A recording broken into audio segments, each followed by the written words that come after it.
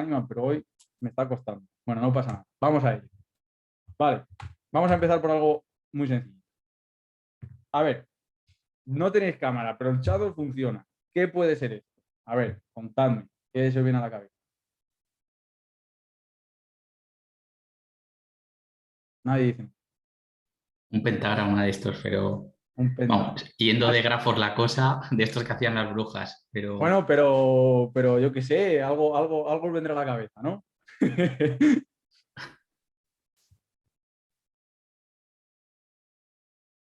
Un pentágono, con líneas. Nadie dice nada. Nadie le parece nada. Venga, vamos a pasar a la siguiente. ¿Y esto qué puede ser? Clara, tú que estás haciendo biología de plantas, ¿qué puede ser esto? A ver si te recuerda algo que haya en tu sector. Nodos y conexiones. Muy bien. Esto sí que tiene pinta de llamar otra cosa. Redes de genes, qué buena. Mira, por ejemplo.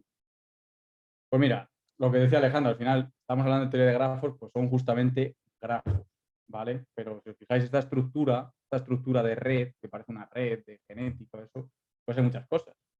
Puede ser partículas de proteína, las interacciones de una red social, ¿no? Podemos tener los robitos más grandes, las personas que siguen más gente, y las pequeñas, pues, que tienen menos seguidores. O pueden ser también conexiones de aeropuertos, porque si habéis hecho un viaje internacional, al final hay hubs de aeropuertos, ¿no? Y si tú estás en Málaga, igual no tienes un vuelo directo a Nueva York y tienes que hacer escalas en ciertos aeropuertos, sí, que se llaman hubs. Atlanta, en Dubái, etcétera, etcétera. Podrían ser el número de vuelos, podría representar la magnitud de esta bolita llamada no. Vale, pues eso, son grafos, que es lo que nos atañe hoy, la teoría de grafos. Entonces, ¿alguien me sabe decir qué es un grafo con esto que hemos visto? Clara ha estado a puntito, ¿eh? O sea, lo ha dicho sin querer, pero lo ha dicho sin casi, casi. Pero son eso, nodos y conexiones. Es lo primero que has dicho. Claro, esto es muy sencillo, ¿no? A nivel matemático, un grafo es un conjunto de puntos, llamamos nodos y enlaces, llamamos aristas o conexiones. ¿Sí? Si volvemos para atrás, aquí tenemos un conjunto de puntos, que son las bolitas, y conexiones entre los puntos, se llaman aristas o conexiones. ¿Sí? Eso es lo que va a definir un grafo. Ahora, podemos aplicar un grafo a mogollón de sectores en la vida. O sea, ya os he dicho, proteínas, partículas de átomos, interacciones en una red social, conexiones de aeropuertos, Internet, ¿no? La red de redes. Justamente las páginas que están interconectadas también son un grafo, si lo modelamos así. Entonces, ¿para qué nos sirven los grafos? Bueno, aquí he puesto una nota que es importante, que es que los grafos pueden ser dirigidos o no. Todo es muy sencillo. Oye, si la arista tiene una dirección, es decir, va de un nodo hacia otro, se llama dirigido, si no, no dirigido. Por ejemplo, Diego, ya que tienes puesta la cámara, te he cogido a ti. Si tú estás en una red social y tú sigues a una persona, eso tiene una dirección, ¿verdad? Esa conexión tiene una dirección de ti hacia la otra persona. Puede ser que esté en los dos sentidos o puede ser que esté solo en uno. Esa es la distinción que hacemos en dirigidos o no dirigidos. Ya os digo, la teoría de grafos es muy grande. Vamos a ver 4 cositas muy puntuales que creo que van a servir mucho y unos ejemplos para que os ayude a ver esto de los gráficos en la vida real y cómo se puede aplicar. Habéis dicho por ahí alguno que quería hacer algo de machine learning. No todo es machine learning. Muchas cosas se pueden resolver, problemas de la vida real, con otro tipo de estrategias. Los grafos, las redes, etcétera, etcétera. No siempre hace falta utilizar machine learning para resolver todo. Entonces, vale, la teoría de grafos, ¿dónde nace? Pues la hace de este señor, no sé si os suena alguno. No, hay alguno que es de estadística, pero no hay ningún matemático, es una pena eso. Pero bueno, tenemos aquí a Euler, que es un famoso matemático, Euler, muchos le llaman, pero no, es Euler. Y es famoso por el numerito este, la fórmula que estatúa muchísima gente, que es súper famosa, y ese tipo de cosas. Pero también es muy conocido por la teoría de grafos, ¿sí? ¿Por qué? Porque resolvió un problema de su época, que es el problema de los puentes de Königsberg, que era una ciudad donde él estaba mucho. Estaba en Prusia Oriental y ahora es Kaliningrado. No he estado nunca, aunque me da curiosidad. ¿Y en qué consistía el problema? Vale, él tenía unos puentes dentro de su ciudad que conectaban diferentes trocitos de tierra. ¿Vale? Había 7 puentes y él, pues viendo el paisaje desde un monte, en el Pento, pues dijo, coño, ¿se puede pasar por todos los puentes sin repetir ninguno? ¿O no? Volviendo al lugar donde has empezado. Esto es muy típico, ¿no? De problemas de niños. Oye, ¿se puede dibujar esta figura sin levantar el boli del papel? Este tipo de cosas, ¿no? Pues se preguntaba hoy ya en esta época que si era posible recorrer los puentes, ¿sí? pasando solo una vez por cada puente y empezando y terminando en el mismo sitio. Entonces, ¿cómo resolvió esto? Bueno, pues modelizó. A ver, que hay que hacer la broma. Modelizó la estructura de la ciudad. Si os fijáis, había como una islita en el medio y había 3 bloques más. Y tenía 7 puentes. 3, 3 y 3. ¿Vale? Porque esta figura que es un mapa pasó a esto que era un poco más dibujo y que terminó siendo un grafo. ¿Sí?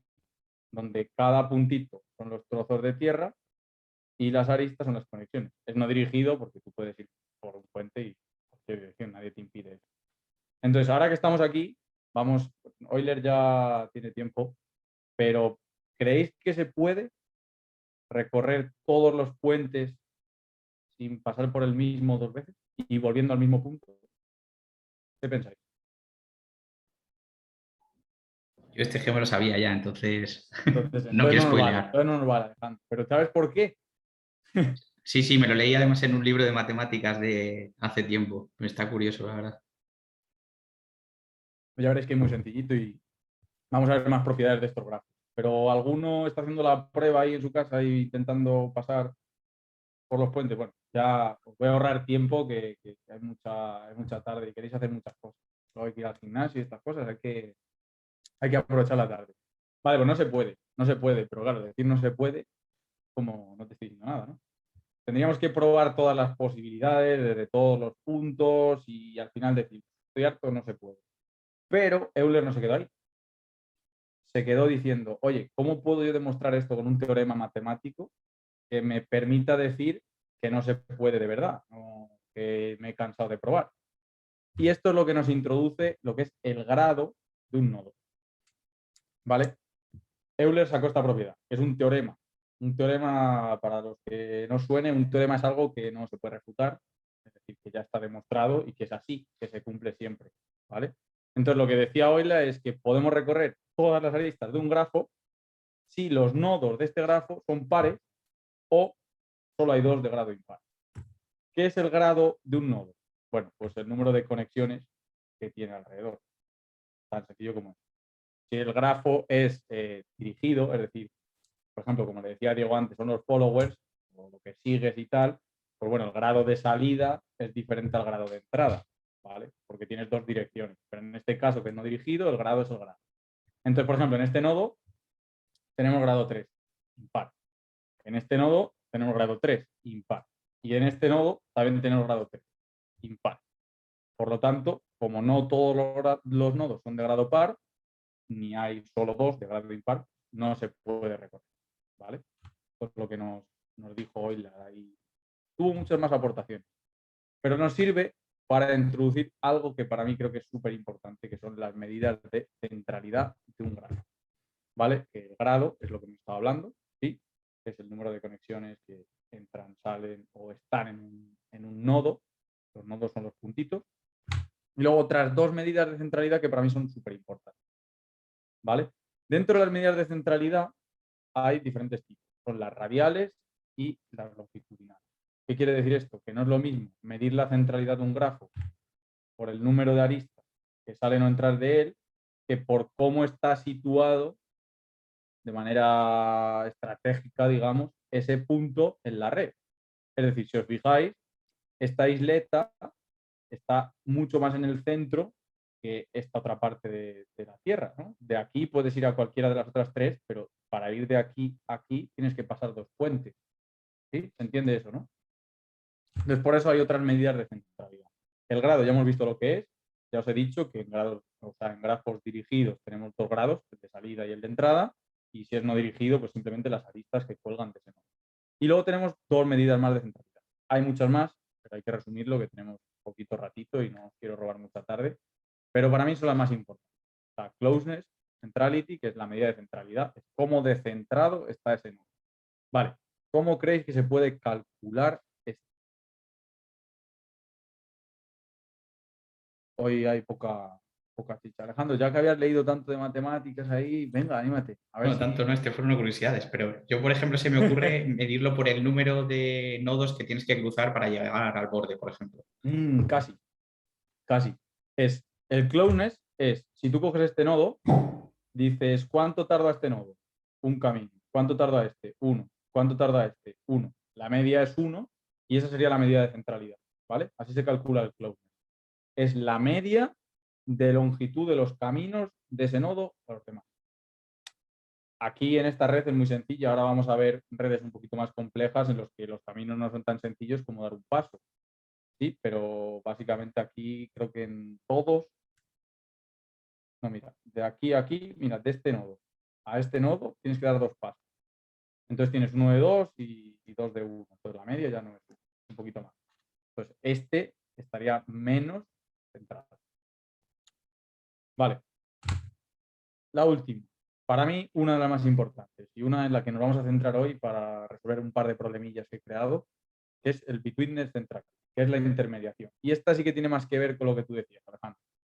La intermediación es cómo de importante es este nodo, y es decir, cómo de bien conectado está, ¿no? Al final, esto se habla mucho en el mundo empresarial, ¿no? Que para crear algo pues tienes que tener muy buenos contactos. Pero hay veces que no es tanto tener buenos contactos. Seguro que habéis oído esta frase de no hace falta saber mucho, hace falta tener el teléfono del que sabe. Es un poco real, es teoría de grafos. O sea, Ese Cofare se llevaba mucho, ¿eh? justo, justo. Además que funciona súper bien. Es decir, si tú estás muy bien posicionado, depende de cómo sea esta posición, pero vas a tener más influencia en una red. Esto es así. Entonces, con lo de influencia nos quedamos porque luego vamos a hablar de influencers, de marketing y de cómo generar este tipo de cosas porque tiene mucho que ver. Vale, ¿cómo se calcula la intermediación? Que me pongo pesado. Nosotros hemos dicho, ¿cuál es el camino más corto entre dos nodos, ¿no? ¿Vale? Lo que vamos a hacer ahora es cuántos caminos entre dos nodos diferentes pasan por ti. Es decir, imaginemos que tenemos aquí todas redes sociales. Yo sigo a Alejandro, ¿vale? Y Alejandro sigue a Diego. El camino más corto de mí hasta Diego es pasar por Alejandro. Entonces Alejandro ya tiene un camino que pasa por él. Si luego, por ejemplo, Brian y Clara tienen otro camino para llegar a Diego y también pasa por Alejandro, Alejandro tendrá más intermediación. ¿Se entiende esto, chicos? ¿Se entienden las 3 medidas que tenemos? Hay más medidas de centralidad, pero estas son las más importantes y con las que vamos a trabajar. Ahora dice que sí. Muy bien. Vale. Ahora bien, yo he contado esto de los grafos, aquí muy bonito todo, pero esto, ¿cómo se usa, no? Estaréis preguntando a ver cómo puedo ver esto. Vale, pues he sacado unos ejemplillos. Vale, esto es importante. Menos mal que lo he apuntado. Las medidas se calculan para cada nodo, lo que hemos estado hablando, ¿vale? Hay medidas medias. O sea, tú puedes sacar el grado medio de una red completa. Sí, que te da información, pero la media ya sabemos que tiene sus matices, no siempre hay que tenerla en cuenta. Entonces, recordemos que esto se calcula para cada nodo y luego tenemos pues, agregados para una red completa. Vale, volvemos a nuestro pentágono de antes, la estrella esta satánica. Ahora ya podríamos calcular cuál es el grado de este nodo. ¿Alguno me dice cuál es? Creo que esto es sencillo. ¿A poco que hayáis escuchado? Sí, el grado 4. Grado 4. Vale, perfecto. ¿Y qué intermediación tiene?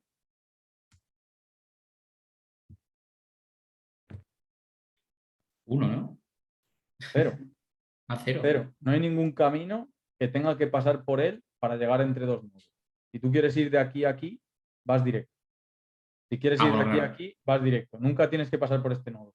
No se considera salto ya eso, ¿no? Exactamente. Vale, Entonces, vale. la intermediación sería 0. Y el closeness, que es la centralidad, 1. ¿Por qué? Porque todos los nodos están a un punto de distancia. ¿Qué pasa? Que este nodo tiene una peculiaridad. O sea, este nodo no, este grafo. Este grafo tiene una peculiaridad y es que se llama que es grafo completo. ¿Por qué? Porque están todas las aristas. Fijaos bien.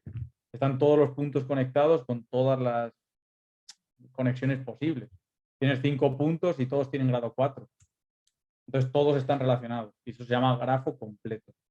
¿Sí? Entonces es un ejemplo muy sencillo que quería que vierais y hoy la centralidad o el closeness es 1 porque tienes todos los puntos a 1 de distancia y la intermediación es 0 porque no hay ningún nodo que sea más importante que los demás. Tú para conectarte con cualquiera, imaginemos que ahora estamos en el Zoom, pues estamos todos. Si yo ahora quiero hablar con Clara, pues le escribo, no tengo que hablar a Alejandro. Y si Alejandro quiere hablar a Brian, pues le puedo escribir y ya está. Estamos todos a 1 de distancia. ¿Sí? Tendríamos un grafo. Vale, lo que decía se conoce como grafo completo. Vamos a seguir viendo esto. ¿Vale? Ahora nos vamos a esto. Esto es la red de Facebook. Esto es la red de Facebook en 2016. ahora mismo tiene que ser 15 o 20 veces. Es bastante gigante esa vuelta. Pero bueno, básicamente aquí tenemos todas las páginas. Cuidado, no son relaciones individuales, ¿vale? Son relaciones tienes tu perfil y tu página y cómo de conectada está. Si os fijáis, al tener tantísimos nodos, porque no sé ahora mismo el número de usuarios que hay en Facebook, alguno lo sabe, pues una cifra interesante, no tengo ni idea, pero seguramente billones, porque habrá cuentas falsas y de todo. ¿Qué pasa? Que en los grafos, normalmente, la distribución del grado hace una T de Stifler. Es decir, cuando hay pocos nodos, el grado normalmente es mayor. ¿Sí? Si os fijáis aquí, cuando hay poquitos nodos, nos vamos a nuestros puentes, el grado suele ser mayor. Hay 4 nodos y tienen 3 o tienen un grado más alto en general. Pero cuando hay redes tan grandes, hay muchos puntos que tienen muy poquito grado, que tienen muy pocas conexiones de entrada y de salida. Entonces, lo que digo es que a medida que aumenta el número de nodos en una red, baja o disminuye el grado medio de esa red, ¿vale? Porque se crean hubs, que son pues, los mega influencers, ¿no? Que como vemos aquí, pues hay páginas que le sigue mucha gente, son muy importantes, entre comillas, ¿vale? Entonces, lo que estamos diciendo, cuanto mayor es el número de nodos de una red, más probable es la presencia de hubs. Vale, esto me parece importante y es que si os gusta la teoría de grafos e investigáis un poco más, hay algo que se llaman las redes egocéntricas y no es nada relacionado con que haya gente que tenga muchos seguidores y nada por el estilo. Simplemente estas redes que modelizan el comportamiento humano se llaman egocéntricas por esto de los hubs. Es decir, tenemos pocos nodos, hay mayor grado medio, a medida que aumentamos el número de nodos, disminuye ese grado medio y se generan más hubs.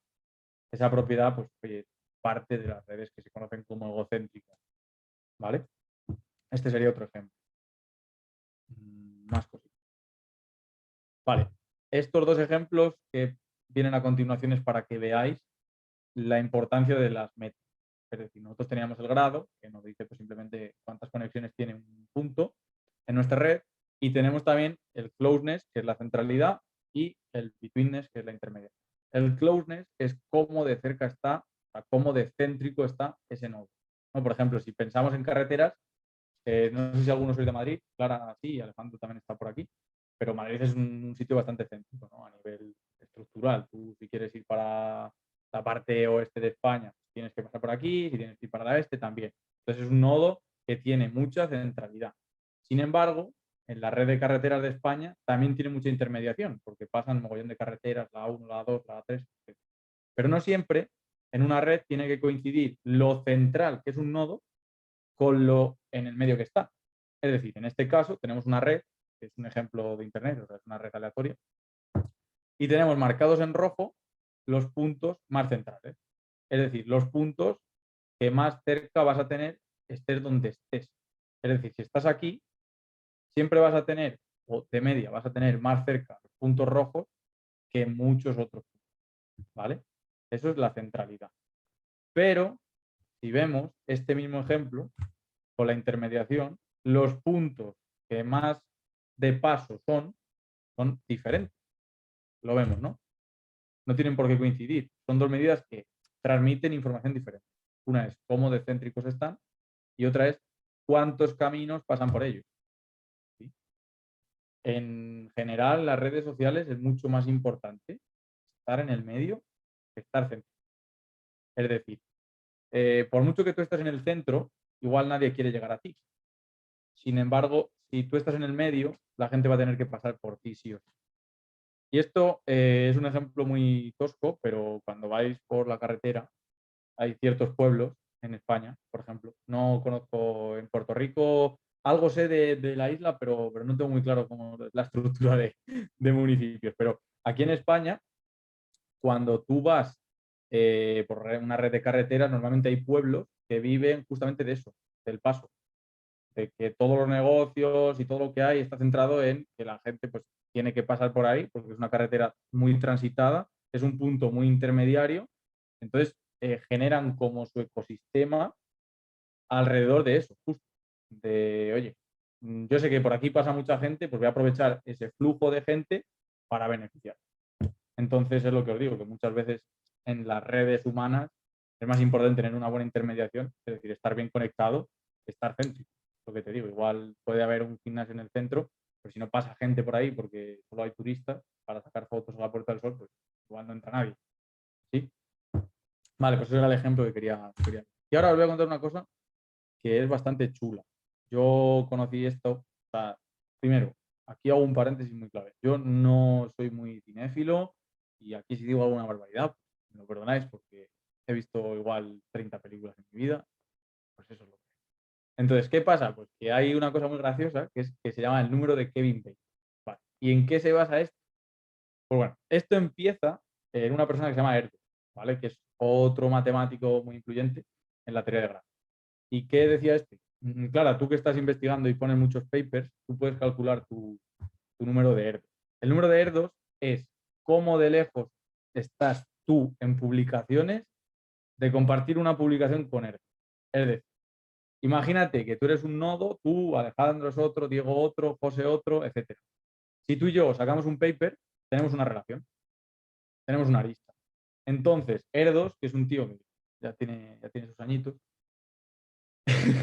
pues publicaba con alguien y generaba una relación. Entonces, como era un poco controvertido este matemático, entonces dijo que él era tan importante que había que calcular el número de erdos, es decir, cuánta distancia te separa de esta persona en publicación.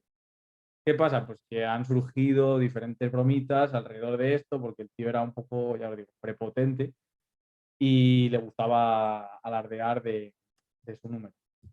Entonces, pues surgió esto otro, que es el Oracle of Bacon. Kevin Bacon es un actor, la verdad que no le conozco, no he visto ninguna película suya, pero por lo que sé y por lo que se puede ver un poco en internet es que tampoco es un gran actor, sin más. Pero sale muchas pelis. Entonces, pues alguien muy gracioso cogió, no sé si hay algún cinéfilo aquí que haya visto, igual es fan de Kevin Bacon y estoy yo aquí metiendo la pata. Te tienes que Pero ver la del hombre invisible, macho. yo ya os digo, no he visto ninguna película suya, pero por lo que se lee por ahí en los proyectos y tal, pues es un tío que tampoco es que sea muy relevante.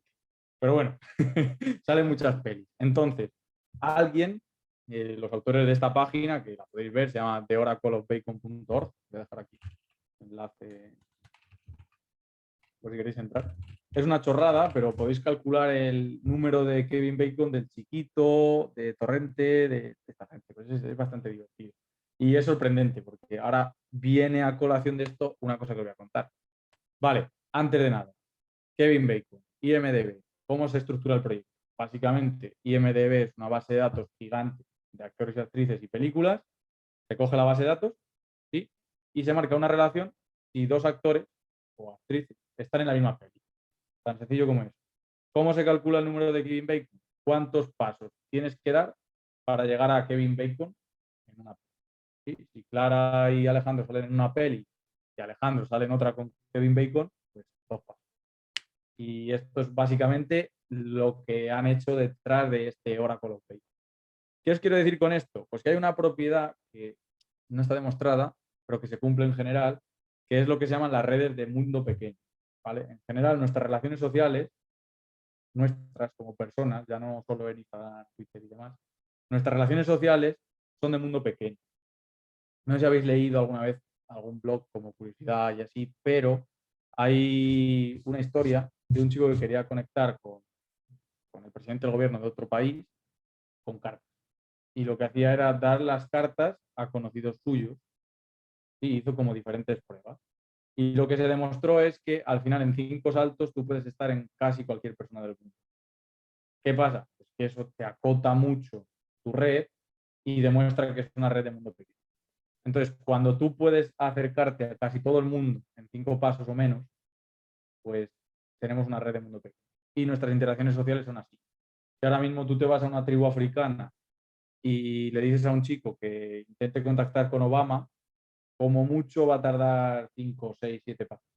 Aunque parezca mentira, ¿eh? Puede hacer conexiones con gente que conocen a otras personas y va a llegar en relativamente pocos pasos. Por eso es bastante divertido esto del número de Kevin Bacon o de Erdos, el matemático de la publicación. Vale. ¿Ha quedado claro lo que es las redes de mundo pequeño? Simplemente que la gente está más o menos cerca.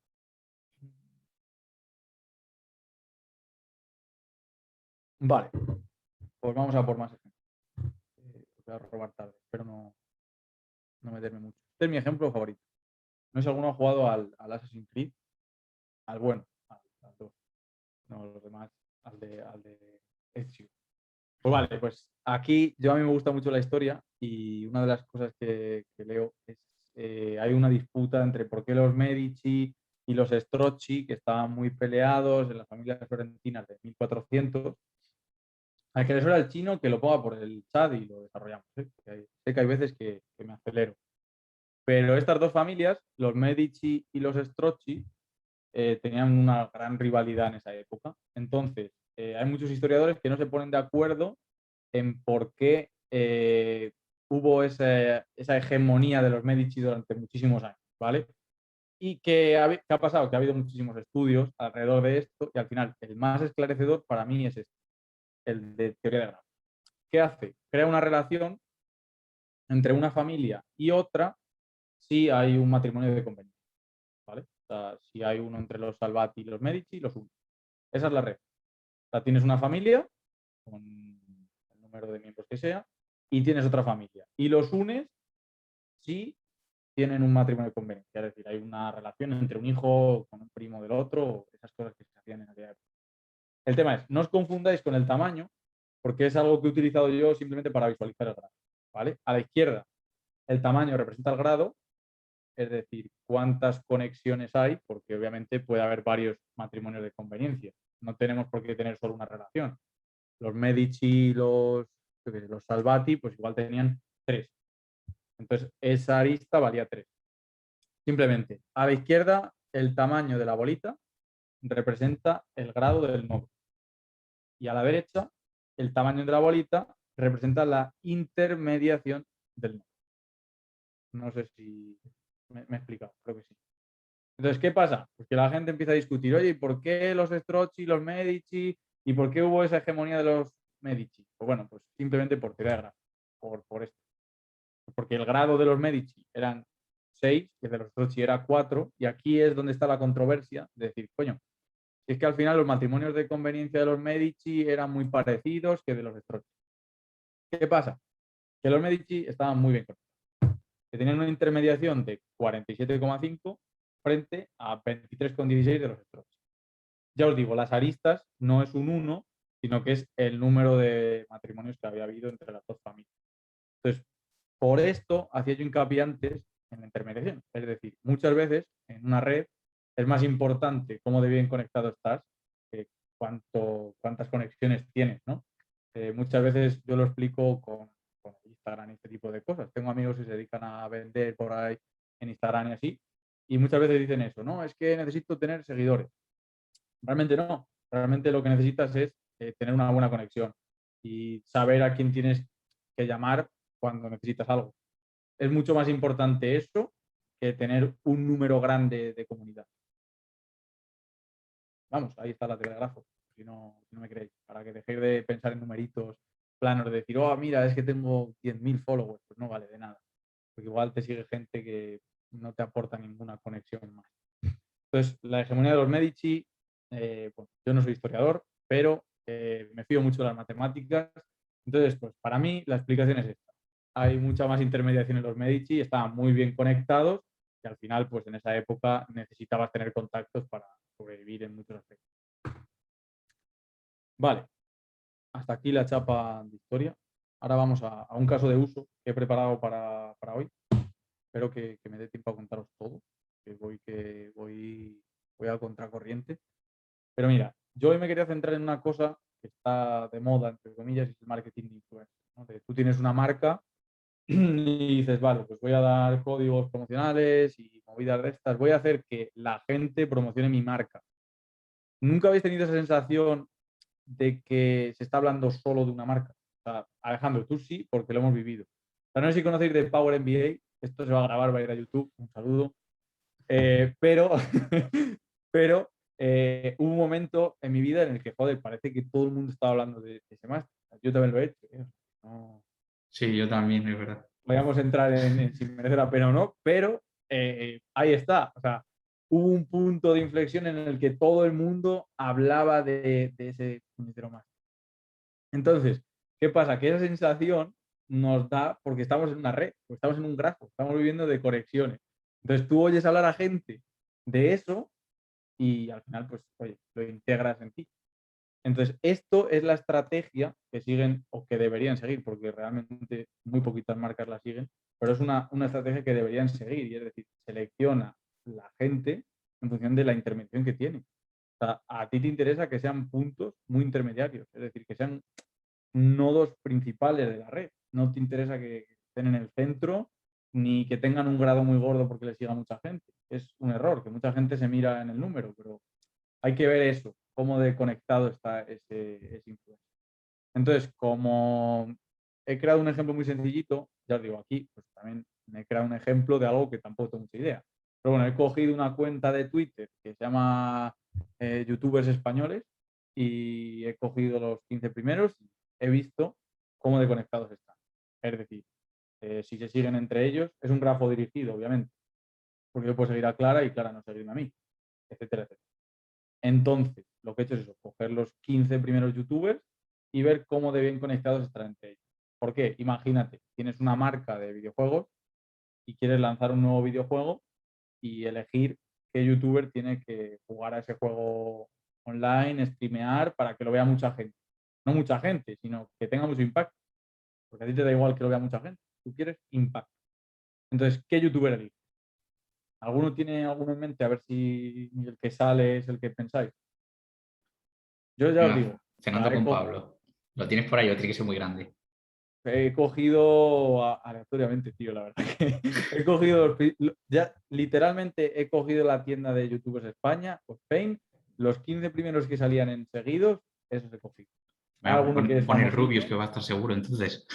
sí, el Rubius, Auronplay, Ibai, ese tipo de gente. Y otros que no sé quién. Pero bueno, ahora ya, si hay alguno puesto en este tema, me podéis decir si se conocen o no. Entonces, ¿qué he hecho? Es crear este grafo. No sé si se leen bien los nombres. Pero tenemos aquí a Ibai, a ver qué señale con el ratón. Tenemos Ibai, este no sé quién es, el Rubius, Mr. Jagger, Auronplay, The Brian Show, Sandy Cohen y esta chica que no sé quién es, y la gata de Roy. ¿Os suena alguno los youtubers que he puesto? O he cogido los menos representativos del mundo. No, sí, sí, son Creo que famosillos. sí, yo creo que son famosillos. Además que tenían bastantes seguidores todos. Entonces, si os fijáis, esto no te dice nada. Pero tú tienes un grafo en el que tienes si este youtuber sigue a este, si este sigue a este otro. ¿Veis las flechitas aquí en pequeñito? Más o menos se ve, ¿no? Entonces, ¿cómo elegiríais vosotros el youtuber que tenéis que seleccionar? Pensando en que tampoco hay que pagar una millonada. Pero, por ejemplo, ¿cuál seleccionaríais? Así dándole una pensadilla rápida. ¿Qué más flechas reciba? El que más intermediación tenga, ¿has dicho? Que no te digo bien, Diego. No, digo, el que más flechas reciba, sí. El que más fechas reciba, pero eso es lo mejor siempre. Porque eso simplemente es que tiene mayor grado de entrada. Claro. Y que más intermediación tenga. Yo elegiría ese, por ejemplo. En este caso, pues hemos tenido mala suerte porque coincide. Pero, pero aquí podemos ver un poco los parámetros de intermediación. Si os fijáis, pues este chico, Mr. Jagger, tiene poquita intermediación, el Rubius tiene una intermediación muy alta, Auronplay poquita, Ibai. Y si os fijáis, esto me parece curioso. Yo no sé quiénes son estos dos. Si los conocéis alguno, pues estupendo. No sé quién son. No es el de Brian Show, pero no es el programa este americano. No, Mm, no. sí, puede ser. No tengo ni idea. O sea, he cogido 15 aleatoriamente, pero si te fijas, estos dos son menos conocidos, son menos influyentes y tienen mucha más intermediación. ¿Por qué? Primero, porque el Rubius, que es el que más en el centro está, además de tener mucha intermediación, sigue a este, que se llama Soy Daniela Voz, y esta chica sigue al Deb Ryan Show. Entonces aquí hay como un pequeño hub. Entonces, ¿qué pasa? Pues que si no te puedes permitir al Rubius, tú puedes ordenar estos youtubers en función de su intermediación y seleccionar uno que tenga impacto.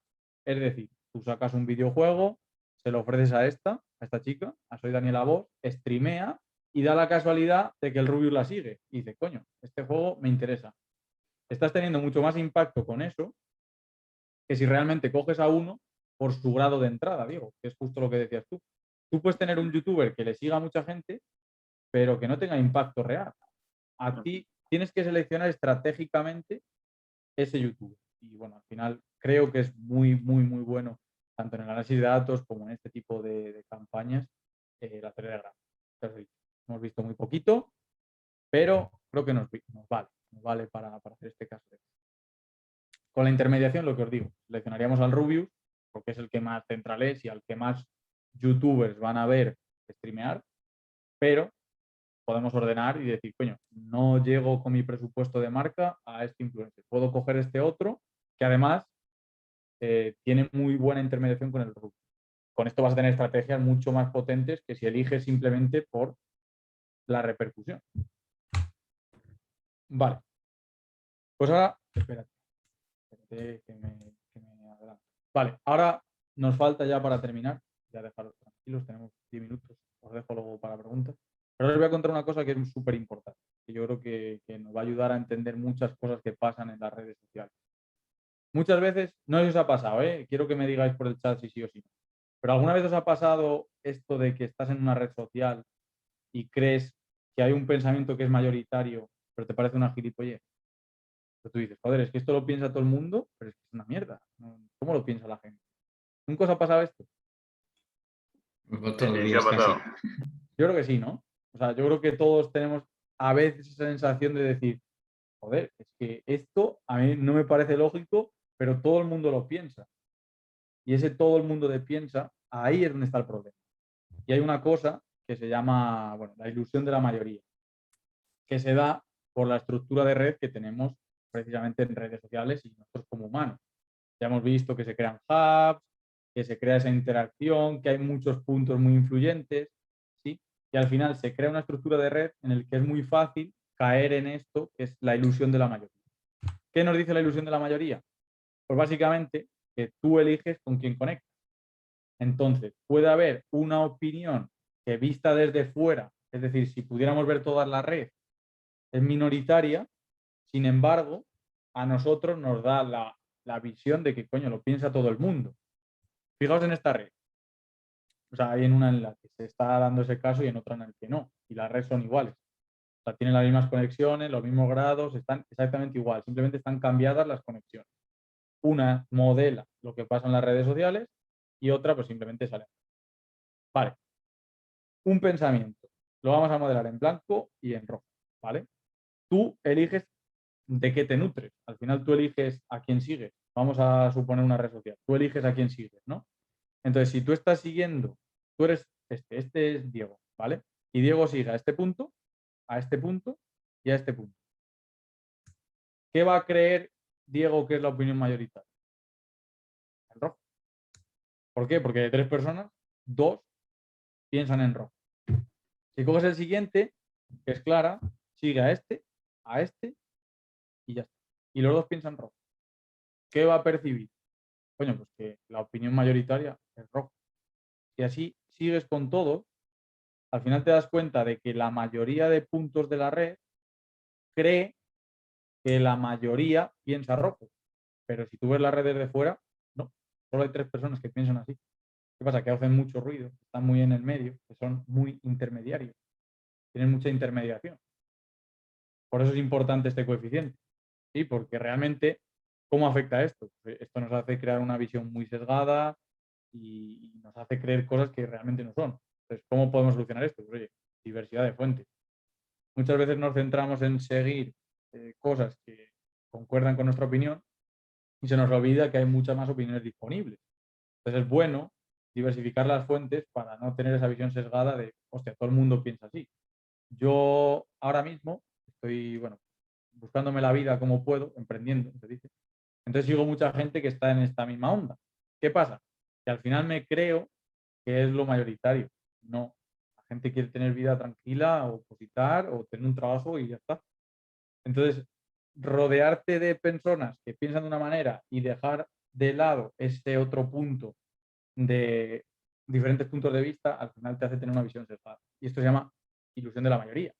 Y se explica por la teoría de grafos y por cómo están las redes.